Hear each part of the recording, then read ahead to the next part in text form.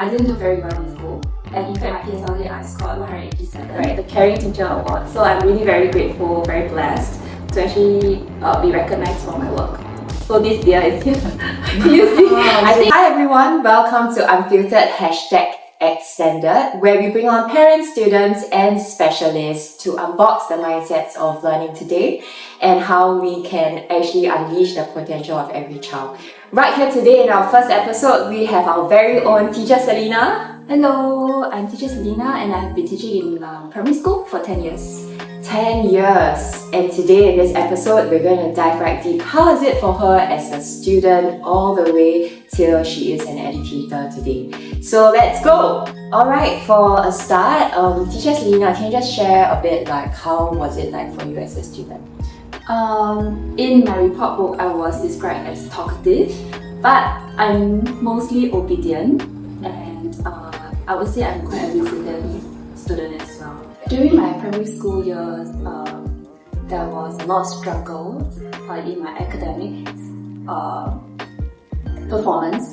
It's because at that point of time in primary 1, I was diagnosed with epilepsy. And because the epilepsy, the seizures came very often. I would have seizures in class or in the middle of the night. So it definitely affected the way how I focus in class. Yeah, and my memory was also affected. And that as a result affected how I learn and keep up with the class. So I actually struggled a lot as a primary school student. So you will have like seizures like unexpectedly during school? Yeah. And I mean, how did your teachers and peers actually help step in there? The teachers were very nice and very understanding. They still treat me as a normal student. And when I have my seizures, they would just stay beside me and ensure that I finish my episode and then help me up again. My peers did not judge me. They were very nice towards me as well. They helped me with my homework as I have trouble trying to catch up in class. Yeah. I mean, with the uncertainties that was happening in school, like your parents must be really worried. Like, how did they support you through the journey actually? My parents, to be honest, right, because it affected the way how I learn, they did not have any high expectations for me. They have been encouraging me, supporting me, making sure that I wasn't stressed, because part of the trigger was actually stress. And that's how seizures happen. And they always told me at the end of the day that as long as I try my best, and that would do. And I'm always good enough. Yes. Wow, that assurance from your parents really did mean a lot in your student journey. Usually parents place a lot of emphasis on PSLE, right? And that's the first examination for every Singapore 12-year-old. So how was that journey for you, like transiting into secondary school? And yeah, why not you share a bit more? So like I shared, right, I struggle a lot with learning, and therefore it affected my results as well. So my results, I didn't do very well in school, and in fact my PSLE I scored 187, which is not very high. And I mean, of course I'm very disappointed with myself, because the school that I was given, there's only just by 1 point I can actually enter into the express stream. Yeah, so I took on the normal academic journey, and I managed to pull through my N-levels. I actually got 3 points, for my N-levels, and my parents are very proud of me, even though it's a longer journey. And I moved on to O-levels, and during my O-levels, we expected, the teachers, my parents, even myself expected a lot from myself. But unfortunately, I actually failed my English. And we were all very surprised. But I did not give up. I told myself I'm going to retake the paper as I move on to poly. And I've got B3 from, moving up from D7. Yeah, so after poly, I actually told myself that my dream is to go into one of the local U, and I managed to do so. Yeah, so it's a very long academic journey, but I feel that one thing I'm very proud of myself is I really did not give up. I told myself that even it's a longer journey than the others, I really put in my best effort and achieved my goal. Just wondering, did the seizure cease over time, and how do you overcome it actually? Yeah, that's a very good question. Actually, it was until 16 that my medication stopped and the doctor actually declared that I'm entirely free from epilepsy. Right. Yeah, so that is where the best student journey I can ever have, because when I have epilepsy, there's a lot of school activities that I couldn't participate. I missed out so much with my friends, so I was so thankful that this was over. Yeah. And then after you picked up like tennis, you picked up a lot of activities, right? Yes, correct. So what inspired you to be a teacher, and like how do you hone your passion over time? Okay, since young, I've always dreamed to be a teacher. Back in my school days, we used blackboard and chalks. So I will bring home those broken chalks, and then I will pretend that I'm a teacher. However, along the way, like I said, my results weren't fantastic. So I have to pursue other courses in my uni days. I didn't really expect myself to be a teacher. But I was very inspired by my brother. Yeah. So during his university time, he actually volunteered at student center. And what he did there was he led a team of youth to run programs like reading programs, organize events for children after school.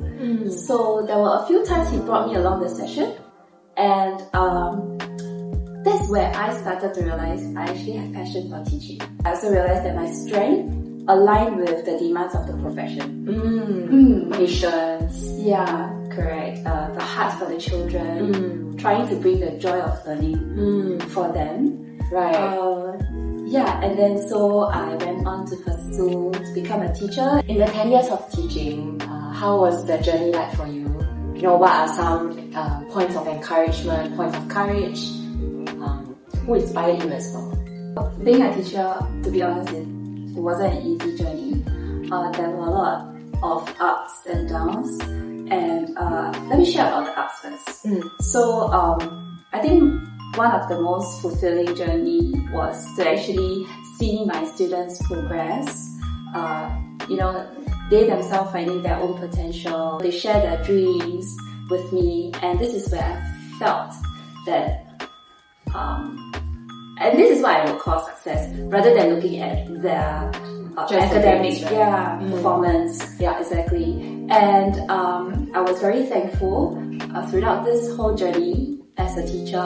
I have very supportive colleagues. I have very supportive leaders, as well as parents. Really very blessed. My students were all very nice. So I was actually voted by parents online. They actually submitted a form. Yeah, and this was actually given by NIE. So I'm really very grateful, very blessed to actually be recognized for my work. Yeah. Awesome. But I mean, I love it that that wasn't your intention, right, to score awards and everything, but just by doing what you do and just by believing in the students, unleashing their potential, this actually came out as a byproduct because people can see it. Yeah, when we teach children with our heart. So another thing that I being a teacher, what keeps me going was actually the letters from the students. Other than, making them feel safe and opening up to me, opening their hearts. Yeah, so for example, I have this letter that stated from a P2. She used to be in my P2 class. She said that, "Thank you for being a great teacher. You have helped my mind grow as big as this deer." So this deer is here. I think it's very big in her. Because she's primary 2, so to her it's very big. Yeah, so as big as this deer. And then there's one more from my P5 student when I first taught, my first year in teaching. So Mrs. Cha, you're the best I've ever had. You have given me a million courage.